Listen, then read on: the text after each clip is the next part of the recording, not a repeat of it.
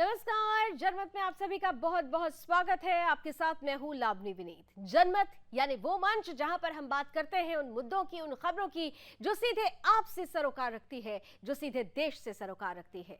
वो खबरें जिन पर आप खुद अपनी हिस्सेदारी निभा सकते हैं। हम उन मुद्दों से जुड़े हुए चंद सवालात आपके सामने रखते हैं। वो सवाल हम सोशल मीडिया पोस्ट एक्स पर रखते हैं। जवाब आप वहां दीजिए और नतीजे जनमत में देखिए। तो चलिए सबसे पहले जनमत में जान लेते हैं उन खबरों को जिनसे आपको बाखबर होने की जरूरत है। तो उन खबरों में आज देखिए आ गए हैं ये चेहरा जो इन दिनों खूब सुर्खियां बटोर रहा है। अनुराग ठाकुर ने जिस तरीके से जाति जनगणना की मांग करने वालों को आईना दिखाया है, इसके बाद से राजनीति तेज हो चुकी है। राहुल गांधी जातिगत जनगणना तो चाहते हैं, लेकिन अपने जाति की बात पूछने पर किस तरीके की राजनीतिक बयाबाजी शुरू करते हैं, कैसे सियासी बहस शुरू होती है, विस्तार से आज बात करेंगे इसकी जनमत में। इसके अलावा आगे बढ़ते हैं, बात करेंगे इजराइल के एक्शन मोड की। इजराइल ने बता दिया है कि छेड़ने पर वो छोड़ता नहीं है और यही हाल हुआ क्योंकि हमास के चीफ को जिस तरीके से ईरान में घुसकर मारा गया है, इजराइल ने बता दिया है कि वो एक्शन मोड में था, है और हमेशा रहेगा। इजराइल ने स्पष्ट तौर से कह दिया है कि अगर कोई उसके अस्तित्व पर खतरा पैदा करेगा, उस पर हमला करेगा, तो इजराइल इसका बदला पूरी तरह से लेगा। क्या हुआ है विस्तार से करेंगे इसकी बात। इसके अलावा आगे बढ़ते हैं, आईएएस की भ्रूण हत्या पर कानून बनने वाला है। अब आप सोचेंगे आईएएस की भ्रूण हत्या कैसे? दरअसल जिस तरीके से दिल्ली के कोचिंग सेंटर के हादसे में 3 होनहार अभ्यर्थियों ने, छात्रों ने अपनी जान गंवाई। ये वो छात्र थे जो भविष्य के आईएएस हो सकते थे। ये वो छात्र थे जो सिस्टम को बदलने के लिए सपने देख रहे थे, लेकिन बजबजाते सिस्टम ने कैसे उनकी हत्या कर दी। और उस हत्या के बाद जारी सियासी संग्राम के बीच अब एक दिल्ली सरकार की तरफ से एक नया कानून लाया जा रहा है। क्या है ये कानून और क्या ये कानून आईएएस की भ्रूण हत्या पर रोक लगा पाएगा? विस्तार से करेंगे इसकी बात। इसके अलावा घुसपैठियों का सहारा कौन है? घुसपैठिए कौन? जो बांग्लादेश से आते हैं, पहले पश्चिम बंगाल को अपना निशाना बना रहे थे, अब पश्चिम बंगाल से झारखंड की तरफ आ रहे हैं। झारखंड की डेमोग्राफी धीरे धीरे चेंज हो रही है। झारखंड में घुसपैठियों का सहारा आखिर कौन बन रहा है, ये बड़ा सवाल इसलिए पूछा जा रहा है क्योंकि रोहिंग्या बांग्लादेशी झारखंड में घुसते हैं, उनका आधार कार्ड बन रहा है और वो आधार कार्ड वोटर आई कार्ड भी बनवाएगा। आखिर कौन है इनका सहारा झारखंड में? सरकार से पूछा जा रहा है। सवालों के घेरे में सरकार, सियासत कैसे है जबरदस्त, इस पर करेंगे विस्तार से बात। इसके अलावा साथ ही साथ हम लिए चलेंगे आपको ओलंपिक की दुनिया में भी, जहां पर ओलंपिक में अब हिजाब पर बवाल शुरू हो गया है। फ्रांस ने जिस तरह से अपनी हिजाब नीति को जारी रखा है, लगातार ये कहा जा रहा है कि फ्रांस धर्मनिरपेक्षता को बल दे रहा है, तो ऐसे में इस हिजाब को लेकर खिलाड़ी बवाल क्यों कर रहे हैं? क्या वो प्रगतिशील सोच को अपनाना नहीं चाहते? धर्म और खेल में से चुनाव धर्म का पहले क्यों, राष्ट्र का क्यों नहीं? क्योंकि ये खेल राष्ट्र का प्रतिनिधित्व कर रहे हैं। विस्तार से करेंगे इस पर बात, लेकिन आइए चलिए खबरों के सफर में जनमत में सबसे पहले बात कर लेते हैं राहुल गांधी की, जिनकी जाति पूछने पर देखिए बवाल हो गया। दरअसल हुआ यूं कि बीजेपी सांसद और पूर्व केंद्रीय मंत्री अनुराग ठाकुर ने लोकसभा में अपना भाषण जब वो दे रहे थे, तो उस दौरान कांग्रेस नेता और नेता प्रतिपक्ष राहुल गांधी से उनकी जाति पूछ ली।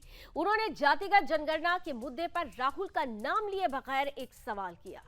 उन्होंने कहा कि ओबीसी जनगणना की बात बहुत की जाती है, जिसकी जाति का पता नहीं वो गणना की बात करता है। अनुराग ठाकुर की इस टिप्पणी पर लोकसभा में जमकर हंगामा हुआ और विपक्षी खेमे ने तीखी आपत्ति जताई है। विपक्ष का कहना है कि अनुराग ठाकुर किसी से जाति कैसे पूछ सकते हैं और इसे लेकर सदन में काफी हंगामा भी मच गया।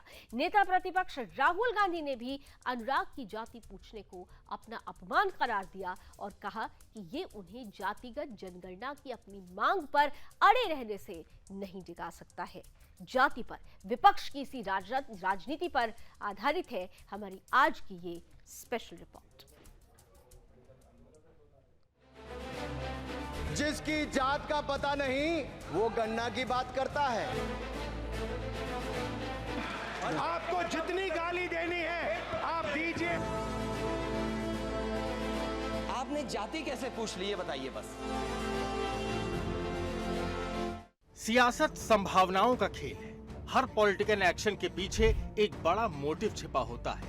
हर फैसला, हर रणनीति फायदे नुकसान की कसौटी में तौल कर ही बनाई जाती है। बस ठप्पा जन कल्याण का होता है। जाति गोलबंदी पर जिस नेता की जितनी अच्छी पकड़, वो राजनीति के मैदान में उतना ही बड़ा गेम चेंजर। लेकिन इन दिनों संसद में जाति पर जंग छिड़ी है। कांग्रेस और भाजपा के बीच जब संसद में जातिगत जनगणना विधेयक का मुद्दा जाति तक पहुंच गया। बीजेपी सांसद अनुराग ठाकुर ने 30 जुलाई को लोकसभा में दिए भाषण के दौरान नेता प्रतिपक्ष राहुल गांधी की जाति पूछ ली। उन्होंने जातिगत जनगणना के मुद्दे पर राहुल का नाम लिए बिना सवाल किया। इसे लेकर संसद में हंगामा मचा हुआ है। नेता प्रतिपक्ष राहुल गांधी ने अनुराग के जाति पूछने को अपना अपमान बताया और कहा कि ये उन्हें जातिगत जनगणना की अपनी मांग पर अड़े रहने से नहीं डिगा पाएगा। विवाद में समाजवादी पार्टी के मुखिया अखिलेश यादव भी कूद पड़े। वो संसद में सत्ता पक्ष के सांसद अनुराग ठाकुर पर भड़क गए। अखिलेश यादव ने अनुराग ठाकुर की टिप्पणी पर नाराजगी जाहिर करते हुए कहा कि आप किसी की जाति कैसे पूछ सकते हैं। अब भाजपा नेता कुछ पुराने वीडियो पोस्ट करके अखिलेश यादव और राहुल गांधी को आईना दिखा रहे हैं। इन वीडियोस में अखिलेश यादव पत्रकारों की जाति पूछते नजर आ रहे हैं, तो राहुल गांधी भी रोड शो के दौरान पत्रकार से उसका नाम और मालिक तक का नाम पूछते दिख रहे हैं। भाजपा सवाल उठा रही है कि अखिलेश का कौन सा चेहरा असली है। फिलहाल विवाद जाति पूछने को लेकर है।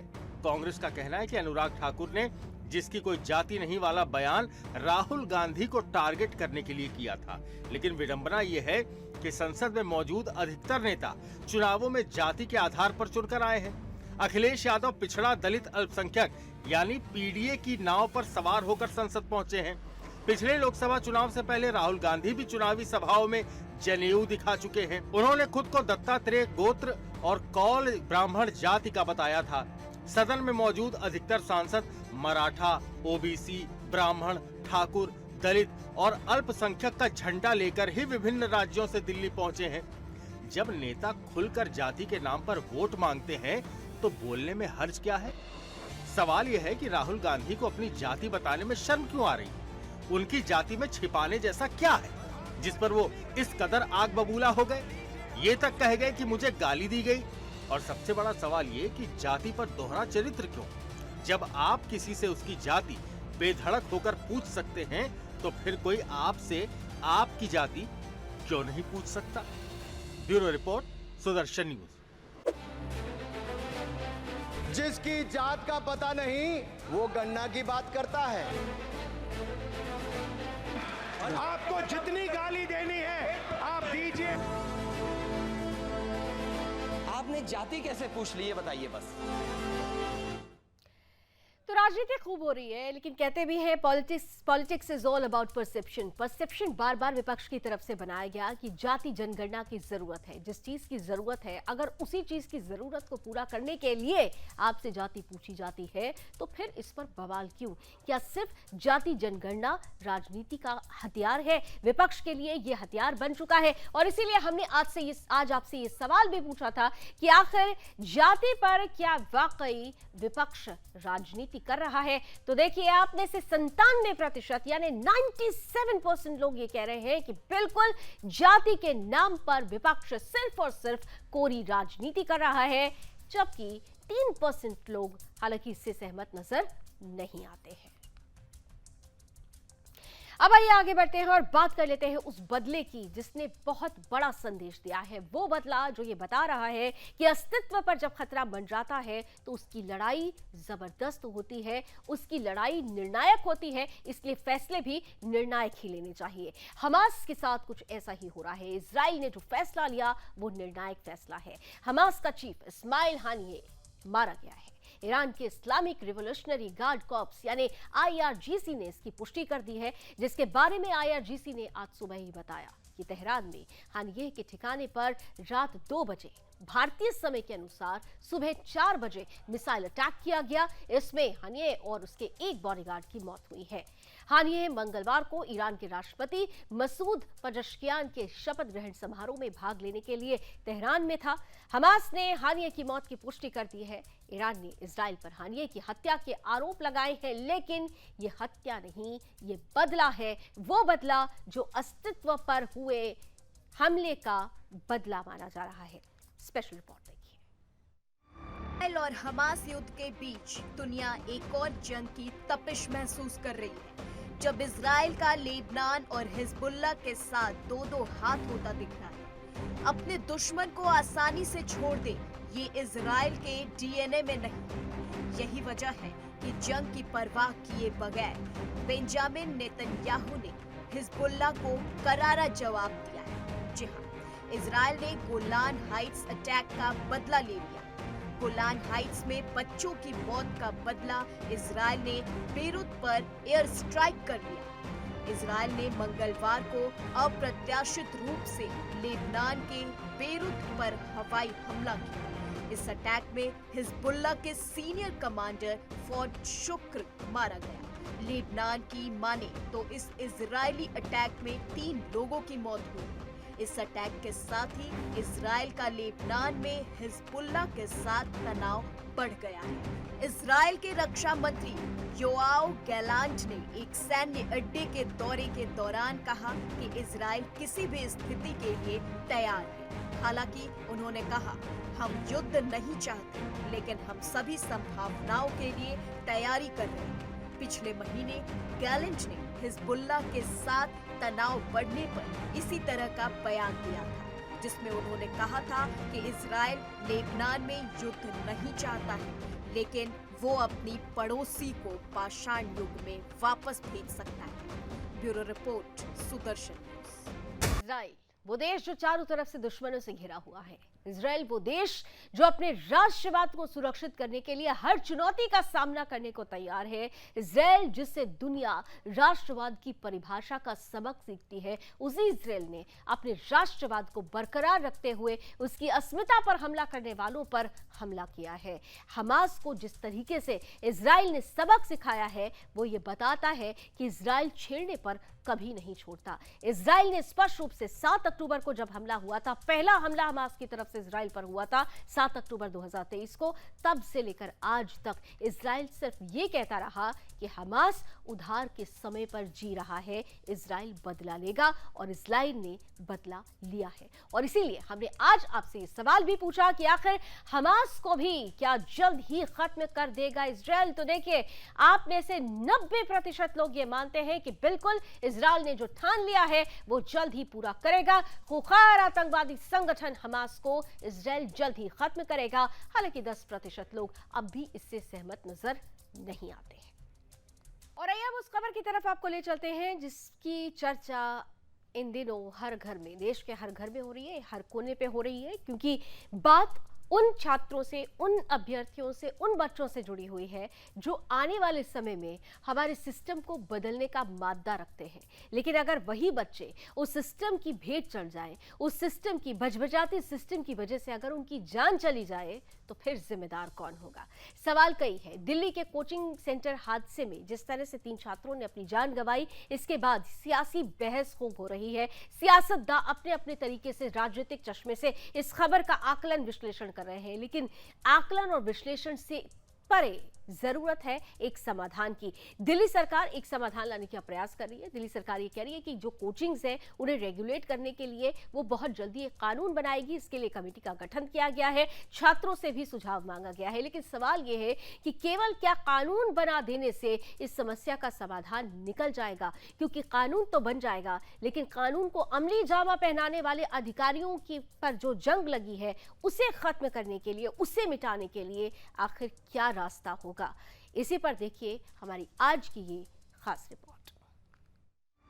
दिल्ली के ओल्ड राजेंद्र नगर में हुई 3 छात्रों की मौत ने आज शासन से लेकर प्रशासन तक के कान खड़े कर दिए हैं।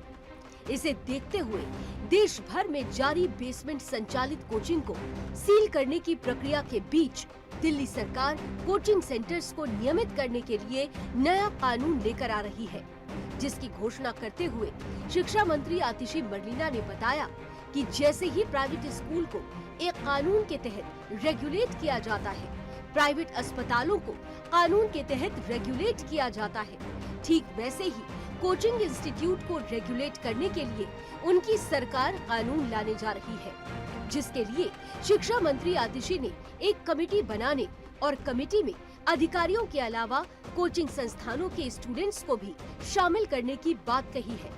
वहीं दूसरी ओर इस मामले पर दिल्ली के राजेंद्र नगर से लेकर मुखर्जी नगर तक छात्रों का प्रदर्शन जारी है, जहां कोचिंग सेंटर के बाहर अब भी छात्रों का प्रदर्शन चल रहा है। इसके साथ ही छात्रों का एक प्रतिनिधि मंडल आज एमसीडी में भी नजर आया, जहां डीएम से मिले सुझाव के बाद अपनी शिकायतों और सवालों के साथ छात्र एमसीडी कार्यालय में निदेशक से मिलने पहुंचे हुए थे।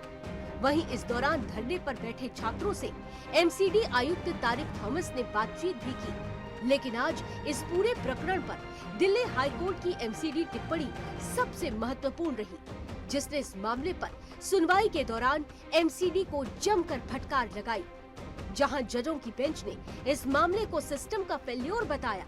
इसके साथ ही कोर्ट ने ये भी कहा कि अगर जांच अधिकारी ने ठीक से जांच नहीं की तो ये केस सेंट्रल एजेंसी को सौंप दिया जाएगा। वहीं अब इस मामले पर अगली सुनवाई 2 अगस्त को होगी, जिसमें एमसीडी डायरेक्टर को हाजिर होने का आदेश दिया गया है। आज कोचिंग सेंटर्स पर की गई दिल्ली सरकार की घोषणा और हाई कोर्ट की सुनवाई देश के भविष्य के लिए अनिवार्य है। ये यूपीएससी सिविल सेवा परीक्षा में हिस्सा लेने वाले उन सभी उम्मीदवारों के लिए जरूरी है जो अपना सब कुछ दांव पर लगाकर कोचिंग में पढ़ाई करने आते हैं, ताकि उनके सपनों को पंख मिल सके। 2020 में करवाए गए एक सर्वे से ये पता चलता है कि 55.6% उम्मीदवार तैयारी के लिए कोचिंग में हिस्सा लेते हैं। ऐसे में इन सपनों की हत्या करने वाले इन कोचिंग सेंटर्स पर आज लगाम की जरूरत है, और जरूरत है एक ऐसे कानून की जो आज कोचिंग के नाम पर देश में होती आईएएस की भ्रूण हत्या को भी रोक सके। Bureau report, Sudarshan news. तो कोचिंग संस्थानों को रेगुलेट करने के लिए अब कानून की बात तो हो रही है, लेकिन सवाल वहीं का वहीं बना हुआ है कि जिस कानून को अमली जामा पहनाने के लिए अधिकारियों की चुस्ती चाहिए, क्या वो अधिकारी वो चुस्ती दिखा पाएंगे? क्योंकि बजबजाते सिस्टम ने, गिलगिली हो चुकी व्यवस्था ने जिस तरीके से 3 होनहार छात्रों की जान ले ली है, वो अधिकारियों की व्यवस्था पर नहीं बल्कि अधिकारियों की कार्य प्रणाली, काम करने के तरीकों को भी सवालों के घेरे में खड़ा कर रही है। और इसीलिए हम आपसे एक बहुत बड़ा सवाल पूछने वाले हैं। आज हम पूछ रहे हैं आपसे कि आखिर कोचिंग की लापरवाहियों ने क्या छात्रों की चिंता बढ़ा दी, और साथ साथ क्या सरकार को इस पर हस्तक्षेप कर लेना चाहिए? 99% आप ये मानते हैं कि बिल्कुल कोचिंग की लापरवाही छात्रों और उनके अभिभावकों की चिंता का सबब बनता जा रहा है। केवल 1% लोग इससे सहमत नजर नहीं आते हैं। और आइए अब बात कर लेते हैं घुसपैठ की। वो घुसपैठ जो धीरे धीरे वोट बैंक में तब्दील हुआ, वो घुसपैठ जो वोट बैंक बनकर देश की राष्ट्रीय सुरक्षा को खतरे में डाल रहा है। हम बात झारखंड की करेंगे। झारखंड जो इस वर्ष चुनावी राज्य है, वो झारखंड जहां पर घुसपैठिए इस कदर बढ़ चुके हैं कि यहां के मूल निवासियों, यहां के मूल अस्तित्व के लिए ही खतरा बन चुके हैं। झारखंड में बांग्लादेशी घुसपैठ का मामला गंभीर राष्ट्रीय सुरक्षा और राजनीतिक मुद्दा बन रहा है। झारखंड की राज्य सरकार ने हाल ही में यह स्वीकार किया कि साहिबगंज और संथाल परगना जैसे इलाकों में बांग्लादेशी घुसपैठियों के फर्जी आधार कार्ड और अन्य कानूनी दस्तावेज बनाए गए हैं।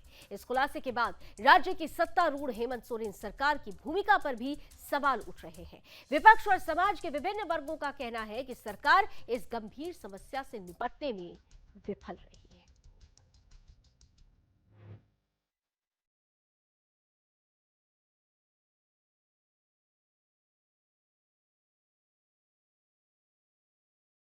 बांग्लादेश से भारत में अवैध घुसपैठ का सिलसिला लगातार बढ़ता जा रहा है, जिसे झारखंड और पश्चिम बंगाल जैसे राज्यों में सामाजिक और सुरक्षा संकट गहराता जा रहा है।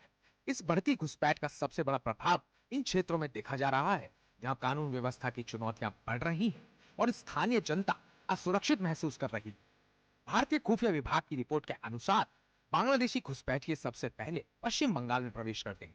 वहां कुछ दिन बिताने के बाद वे मस्जिदों से संपर्क साधते हैं, जहां से उन्हें झारखंड और अन्य राज्यों में भेजा जाता है। इन घुसपैठियों को न केवल आसानी से रहन सहन की सुविधा मिल जाती है, बल्कि वे बिना किसी मुश्किल के Aadhaar card, voter card, ration card और अन्य कानूनी दस्तावेज प्राप्त कर लेते हैं। रिपोर्ट में धनबाद, खड़गपुर, बांकुड़ा और मुर्शिदाबाद जैसे इलाकों का विशेष रूप से उल्लेख किया गया है, जहां इन फर्जी दस्तावेजों का बड़े पैमाने पर निर्माण हो रहा है। झारखंड की हेमंत सोरेन सरकार पर आरोप है कि उसने इस गंभीर मुद्दे को हल्के में लिया है। भाजपा के राजमहल विधायक अनंत ओझा ने इस मामले को विधानसभा में उठाते हुए सरकार को कटघरे में खड़ा किया है। उनका कहना है कि अगर सरकार सतर्क होती और सही समय पर कार्रवाई करती तो आज यह समस्या इतनी विकराल रूप नहीं लेती। उन्होंने सवाल उठाया कि सरकार ने ऐसे घुसपैठियों के खिलाफ सख्त कार्रवाई क्यों नहीं की जो राज्य की सुरक्षा के लिए खतरा बन रहे हैं। हेमंत सोरेन सरकार की इस मामले में निष्क्रियता को लेकर विपक्ष और जनता में भारी आक्रोश। कुछ लोग तो यहाँ तक आरोप लगा रहे हैं कि सरकार की मिलीभगत से ही यह घुसपैठ संभव हो पा रही है। इन आरोपों की जांच होनी चाहिए कि क्या सरकार की नीतियां या उसकी कमजोर कार्यवाही इस घुसपैठ को बढ़ावा दे रही है। इस बीच कुछ चौंकाने वाले मामलों का भी खुलासा हुआ है। उदाहरण के तौर पर बांग्लादेशी महिला राबिया बसरी ने झारखंड में फर्जी भारतीय पासपोर्ट प्राप्त किया और अपने देश लौट गई। उसके खिलाफ मानगो थाने में विदेशी नागरिक की पहचान छुपाने का मामला दर्ज किया गया था। ऐसे कई मामलों का सामने आना यह दर्शाता है कि राज्य सरकार की सुरक्षा व्यवस्था कितनी कमजोर है। हेमंत सोरेन सरकार पर सवाल उठता है कि वह इस गंभीर मुद्दे पर सख्त कार्रवाई क्यों नहीं कर रही। क्या यह नाकामी है या फिर जानबूझकर नजरअंदाजी की जा रही है? क्या सरकार की नीतियों में कमी है या फिर कुछ उच्च अधिकारियों की मिलीभगत से यह सब हो रहा है? यह समय है कि सरकार इन सवालों के जवाब दे और राज्य की जनता के प्रति अपनी जिम्मेदारी को समझे। अगर सरकार इस मामले में उचित कदम नहीं उठाती तो यह राज्य और देश की सुरक्षा और जनता के विश्वास को गंभीर चोट पहुंचा सकता है। Bureau report, Sudarshan news.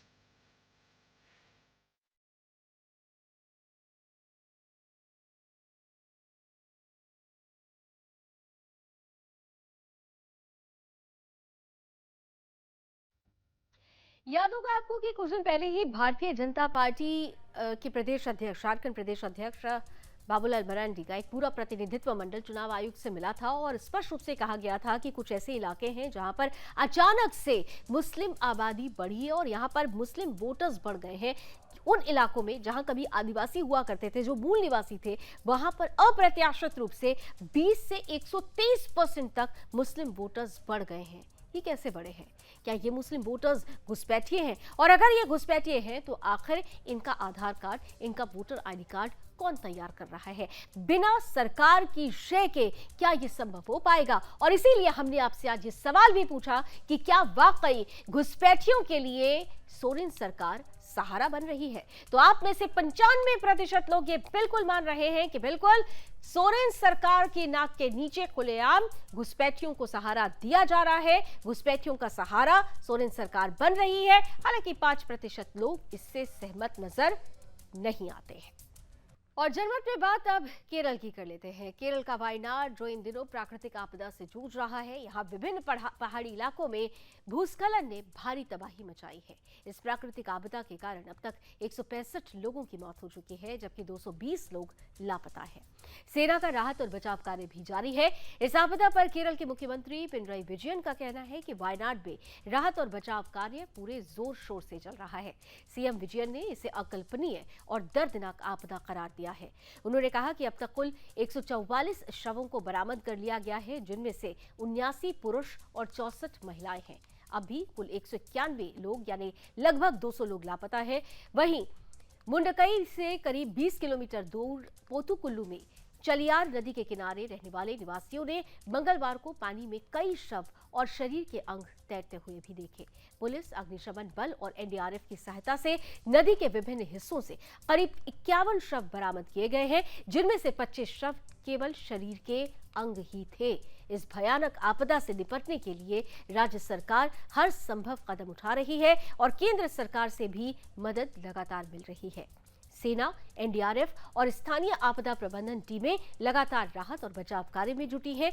ये घटना एक गंभीर चेतावनी है कि हमें पर्यावरणीय मुद्दों पर और अधिक ध्यान देने की जरूरत है। प्राकृतिक आपदाओं के बढ़ते खतरों के मद्देनजर ये समय है कि हम विकास और पर्यावरण संरक्षण के बीच संतुलन स्थापित करें। हम बार बार आपसे ये अपील करते हैं कि प्रकृति का उपयोग कीजिए, क्योंकि जब प्रकृति का उपभोग होने लगता है तो मंजर ऐसा ही होता है।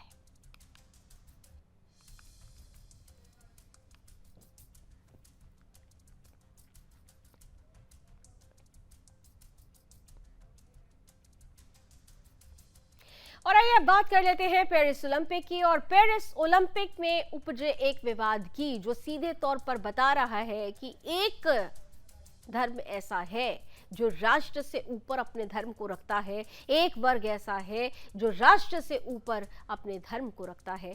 फ्रांस की राजनीति में इन दिनों पेरिस ओलंपिक 2024, फ्रांस की राजधानी में पेरिस में ये ओलंपिक 2024 चल रहा है। यहाँ हिजाब को लेकर विवाद खड़ा हुआ है। दरअसल मुस्लिम महिलाओं ने आरोप लगाया है कि फ्रांस के हिजाब कानून की वजह से महिला एथलीट्स को हिजाब पहनकर खेलने से रोका जा रहा है। इसे लेकर कई महिलाओं ने सवाल भी उठाए हैं। इस बार ओलंपिक में जहां अन्य देशों की मुस्लिम महिलाएं हिजाब पहनकर खेल रही हैं, लेकिन फ्रांस की एथलीट को हिजाब छोड़ने के लिए मजबूर किया जा रहा है। रिपोर्ट देखिए।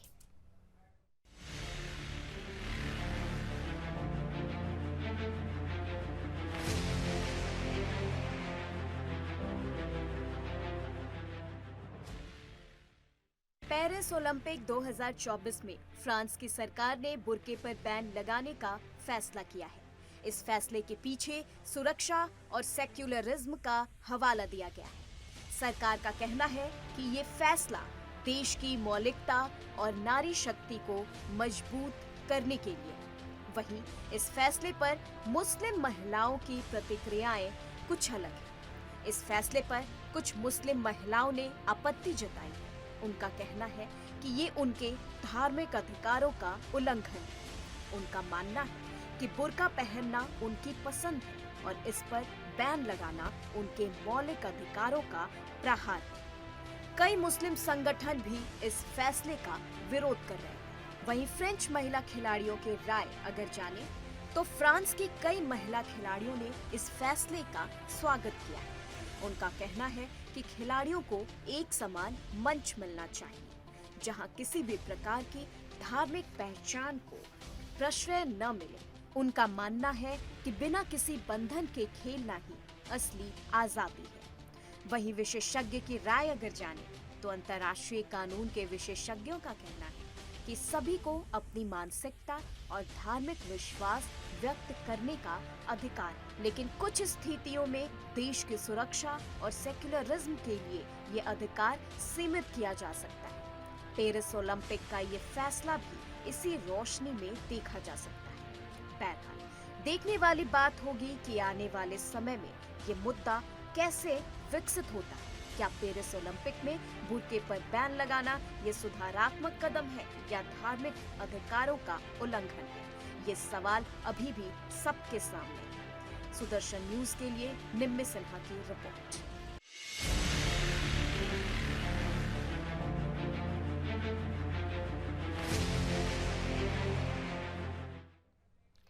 तो फ्रांस ने दरअसल हिजाब पर प्रतिबंध लगाया है। फ्रांस का कहना है कि धर्मनिरपेक्षता पर प्रहार होगा। समानता के लिए जरूरी है कि ऐसे किसी भी चीज को बढ़ावा ना दिया जाए जो एक धर्म विशेष से जुड़ी हुई है।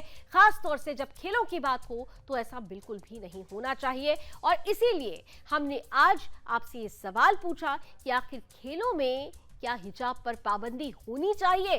तो देखिए, आप में से 97% लोग, 97% लोग ये मान रहे हैं कि बिल्कुल खेलों में हिजाब पर पाबंदी होनी चाहिए।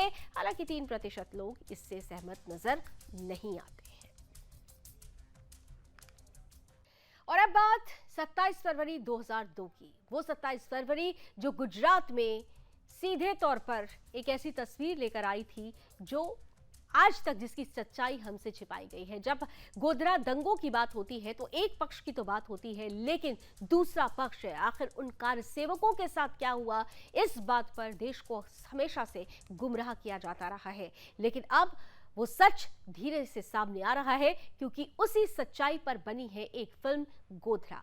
गोधरा फिल्म ने उस दंगे की सच्चाई से देश को अवगत कराया है। ये फिल्म दिल दहला देने वाली है। जिस तरह से साबरमती एक्सप्रेस ट्रेन में किसी की माँ, किसी की बहन, किसी का भाई तो किसी का बेटा जिंदा जला दिया गया, उनकी चीख पुकार सुनने के बाद भाईचारे को निभाने वाले सेकुलर हिंदुओं के भी रोंगटे खड़े हो गए। गुजरात दंगा न सिर्फ भारतीय राजनीति के इतिहास का एक बदनुमा दाग है, बल्कि देश की एकता को प्रभावित करने वाला एक बड़ा हादसा भी। और उसी बड़ी तस्वीर को, उस बड़ी सच्चाई को प्रस्तुत करती है गोधरा, एक ऐसी फिल्म जो बताती है कि ये एक्सीडेंट नहीं, ये कॉन्स्पिरेसी थी। देखिए, बहुत गंभीर मुद्दा है और ये बड़ा दुर्भाग्य का विषय है कि हमारे संजय जी आइए, हमारे 59 कार सेवकों के मृत्यु के, बल्कि उनको मारे जाने की घटना का इतने वर्षों बाद भी सही उत्तर अगर किसी ने दिया है तो इस फिल्म ने दिया है। और ये हिंदुओं का दुर्भाग्य ही है कि अपने विषय का न्याय मांगने के लिए हमेशा पीछे रहते हैं, आगे नहीं आते हैं। इतने वर्षों में गोधरा पर किसी ने हिम्मत से भाषण करने का भी साहस नहीं दिखाया, ऐसे में इन्होंने फिल्म दिखाने का साहस किया, इसके लिए इनका अभिनंदन है। 5 वर्ष लगे इनको ये फिल्म बनाने में, लेकिन 5 शहरों में भी पूरे दिन भर के सारे शो नहीं चल पाए। किसी भी घटना को विरोध करने के 2 तरीके होते हैं। एक तरीका होता है कि खुला आमने सामने विरोध किया जाए, और दूसरा तरीका होता है कि इग्नोरेंस का वेपन यूज किया जाए। इस फिल्म के प्रति जानबूझकर कहीं कोई सोशल मीडिया पोस्ट भी कार सेवकों को जलाने वाले या उन जलाने वालों के समर्थकों ने नहीं किया है। परिणाम यह रहा कि इस फिल्म की चर्चा नहीं हुई। इनके पास बनाने के लिए ठीक से जितना बजट था उसमें तो बहुत अच्छी फिल्म बनी है, लेकिन प्रमोशन के लिए नहीं था तो प्रमोशन नहीं हुआ। स्वाभाविकता फिल्म 400 जगह पर लगी, लेकिन आज 50 जगह पर केवल चल रही है। और इसके साथ वही हुआ जो हिंदुओं के फिल्मों के साथ होता है। नोएडा में इसका शो का टाइम पता है क्या है? सुबह 9 बजे, सिर्फ एक है। इतने मल्टीप्लेक्स है लेकिन एक शो है और वो भी सुबह 9 बजे है। झारखंड में रात को 1:30 बजे है। ऐसी जगह कोई जाएगा देखने? तो एक तो प्रचार नहीं, ऊपर से ये सारा विषय है। तो ऐसे में जब मुझे ये पता चला तो मैंने इनके साथ एक जनसंवाद किया और मैंने कहा कि फिल्म देखेंगे तो वो आग शायद हम में और अधिक लगेगी और हमको थोड़ी फिल्म की क्वालिटी और बाकी चीजें भी पता चलेगी। और इसलिए आज आप सबके साथ मैंने भी पहली बार फिल्म देखी है और मुझे ऐसा लगता है कि सभी बलिदानी कार सेवकों को श्रद्धांजलि केवल एक ही तरीके से अभी दी जा सकती है, और वो है कि हर हिंदू को ये फिल्म दिखाना। और इसलिए अब टेक्निकल चीजें हैं कि फिल्म दोबारा पर्दों पर कितनी जगह आएगी, कैसे आएगी, लेकिन वो अपडेट तो सुदर्शन से हम देंगे ही। लेकिन प्रयास ये करना चाहिए कि आप ग्रुप बुकिंग करिए। एक नंबर भी आप लोगों को स्क्रीन पे सुदर्शन के चल रहा है, या सब लोग सुदर्शन के थ्रू आए इसलिए सबके पास नंबर भी है।